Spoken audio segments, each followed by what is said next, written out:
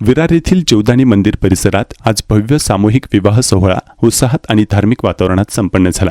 समाजातील विविध घटकांतील वधूवरांनी या सोहळ्यात सहभागी होत नवजीवनाची सुरुवात केली। साधेपणा, सामाजिक एकता आणि परंपरेचा सुंदर संगम या कार्यक्रमात पाहायला मिळाला। या विशेष सोहळ्याला वसई विरार महापालिकेचे प्रथम माजी महापौर राजू पाटील यांची प्रमुख उपस्थिती लाभली। त्याचबरोबर वसई विरार महापालिकेचे विरोधी पक्षनेते मनोज पाटील, कार्यक्रमाचे मुख्य आयोजक पंकज ठाकूर आणि पालघरचे माजी खासदार बळीराम जाधव हे मान्यवर देखील उपस्थित होते। उपस्थित मान्यवरांनी नवविवाहित जोडप्यांना शुभेच्छा देत त्यांच्या उज्ज्वल भविष्यासाठी आशीर्वाद दिले। आयोजकांच्या वतीने सर्व जोडप्यांसाठी आवश्यक व्यवस्था करण्यात आली होती।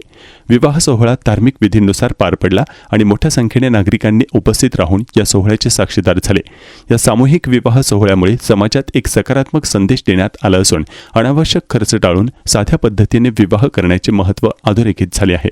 विशेष म्हणजे हा सोहळा 8व्या वर्षीही यशस्वीरित्या पार पडला असून आयोजकांचे सर्वत्र कौतुक होत आहेत।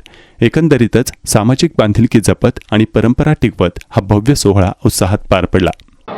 जय जीवदानी जीवदानी मंदिर संस्थानाच्या माध्यमातून सामुदायिक विवाह सोहळा आज रोजी 6 मे 2026 रोजी आयोजित केलेला आहे। हे आमचं 8वं वर्ष आहे। वर्षातून आम्ही 2 वेळा सामुदायिक विवाह करतो, एक मे मध्ये आणि एक डिसेंबरमध्ये। अशा प्रकारे आपल्या ज्या गोरगरीब लोकांना, जो आदिवासी बांधव आहेत आपले, ज्यांना लग्न करण्यासाठी जर आर्थिकदृष्ट्या ते जे सक्षम नसतील त्यांना चांगल्या प्रकारे आपण त्यांचं लग्न लावून त्यांना ज्या वस्तू ज्या देण्याच्या हिशोबाने म्हणून आपण हा सामुदायिक विवाह सोहळा करतोय।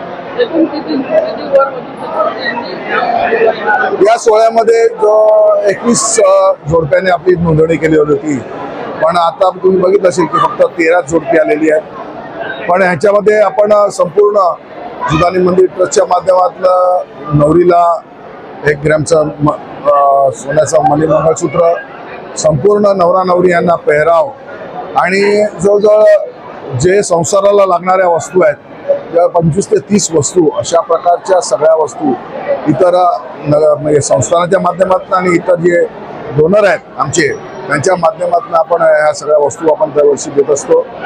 आणि याचा लाभ संपूर्ण आपल्या पालघर जिल्ह्यातल्या जे लोक आहेत, आदिवासी बांधव म्हणा का इतर धर्मीय नाही आहेत, पण इतर ज्या एरियामधली लोक आहेत ती लोक इकडे येऊन त्याचा लाभ घेतात।